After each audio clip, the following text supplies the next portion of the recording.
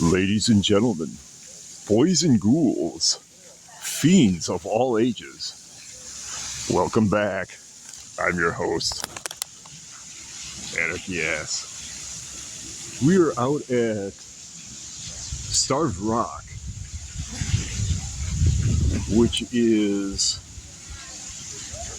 a state park. I believe that's correct, right? A state park in Illinois. We're taking a brief respite from Postcards Past to visit the site of this triple murder, a triple homicide that occurred here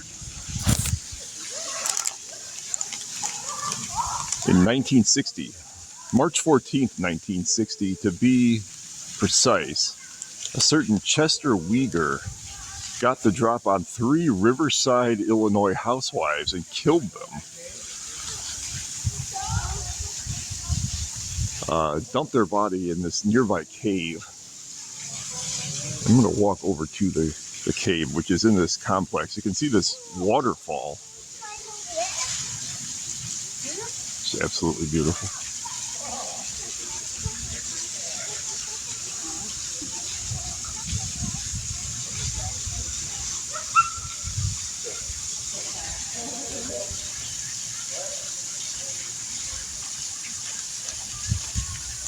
These murders happened in March, but it was snowing at the time, and the bodies were covered by snow for several days before they were recovered by authorities. Weger himself was not arrested until much later. But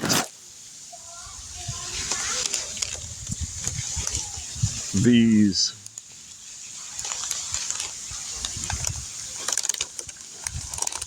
women were killed, and then Chester Weger confessed and brought authorities back to the scene of the crime, where they photographed the crime scene. And I'm going to show you where this happened. There's now a small child playing in the cave, but we're just going to walk over there anyway. Just waiting for him to clear out.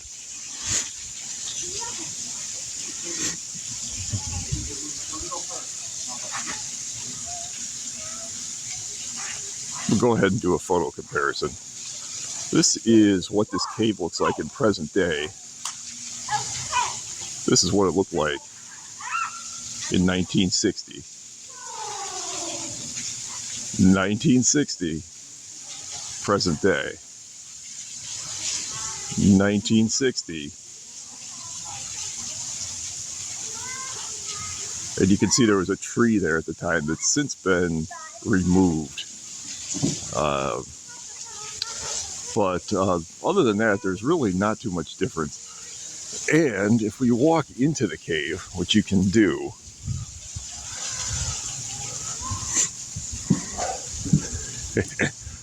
you can see how people have carved into it over the years. But I'm going to step into the murder site.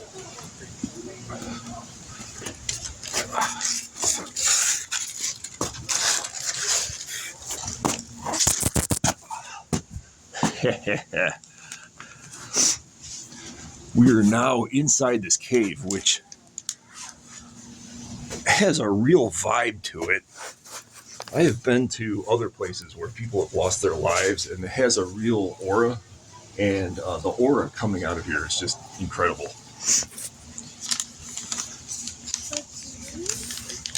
When Chester Weger brought authorities back to this location to show them where he had first bound these women and then beat them to death with a club, he was in shackles. But the press was allowed to come, and they took this photo. Here you can see Chester Weger at this exact spot. These are lawmen behind him. And this is the exact spot. 1960, present day.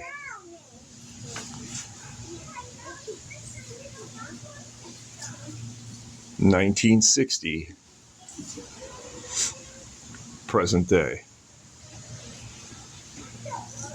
Uyghur later claimed he was innocent and maintains his innocence to this day. He was released recently in extreme old age and wheelchair bound, so he's not a physical threat to anyone, but is on the loose at the time I'm making this video.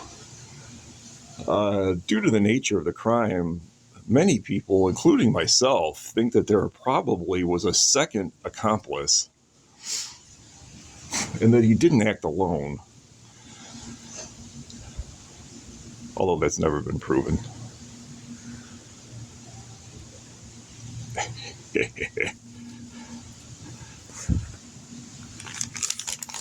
Once again, I'm in the Starved Rock Murder Cave. This cave is really very primitive. Snake around, you can see how the ceiling really not very high. And I think that this is limestone.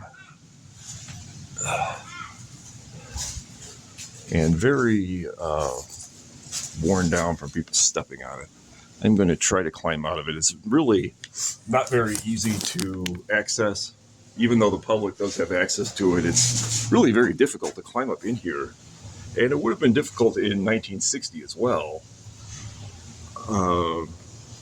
But I'm going to give you a view of myself going back down. This little groove has been worn from people stepping on it. Okay. Let's see if I can do this. It was a lot easier to get in here than out.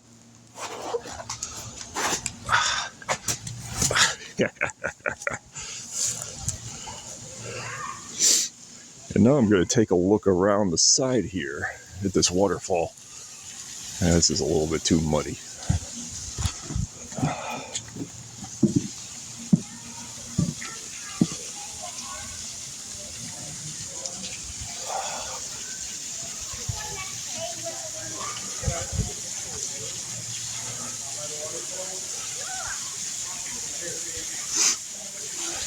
This waterfall descends into this pool at the base of a canyon, which is a natural spring.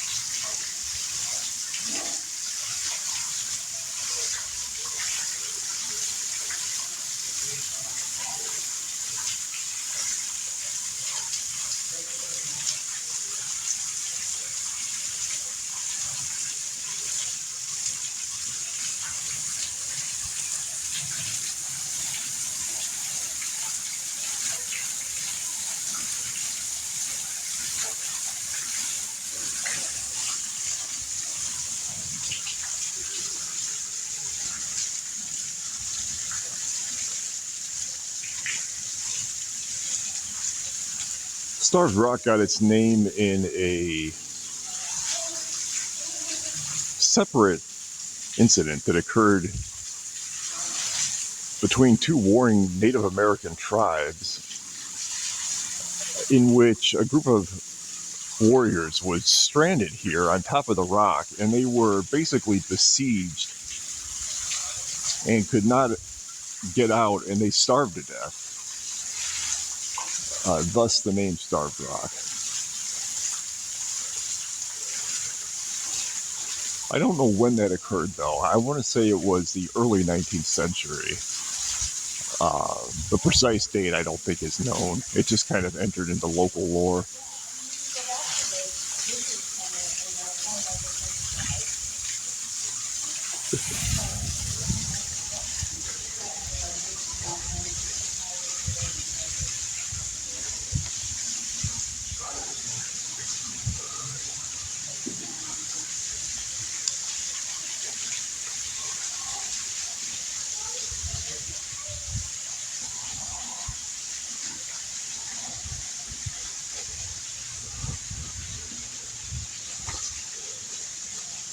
Look at these carvings.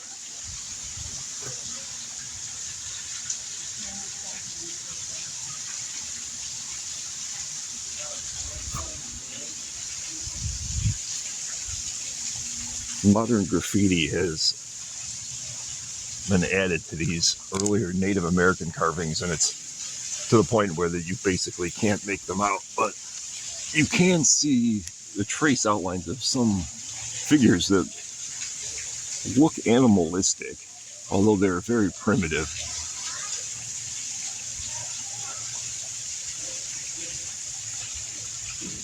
Here's a better one.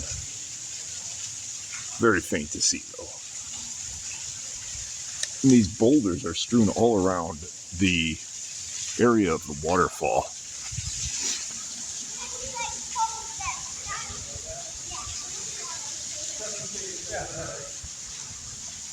And natural sand, too, which is strange.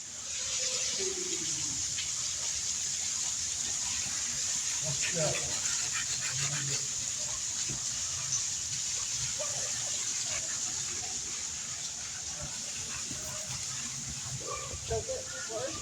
It's a little too easy. Oh. Like, I don't know how long it lasts.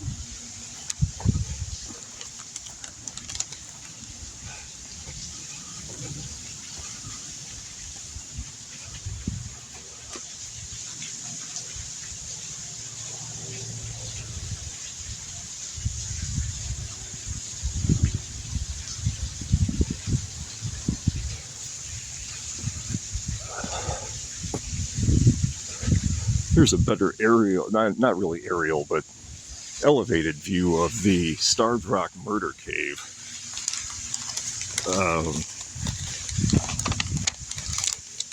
Much further away than the photographer was when they did this shot.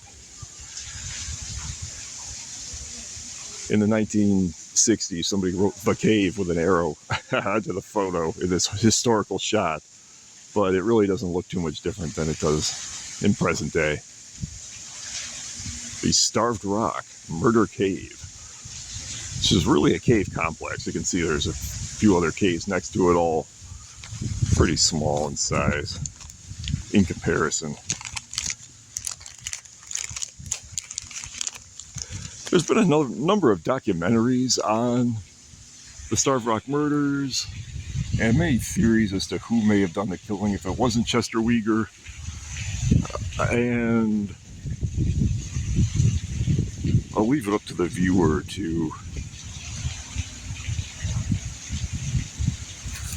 decide for themselves, but this is indisputably where the murders took place, regardless of who you think may or may not have been responsible.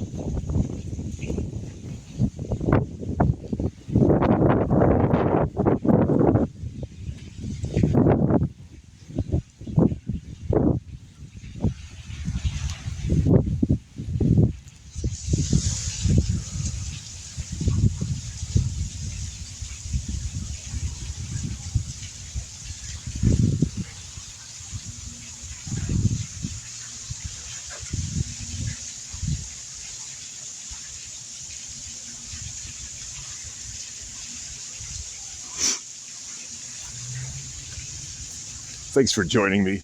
I'm Anarchy Ass. Join me next time when I return to Riverside, where all three murder victims resided, and resume Postcards Past. But I was glad to take a little break from that to finally come here. I've never been here before and had always wanted to see it. So until next time, I'm Anarchy Ass. Watch out for those caves.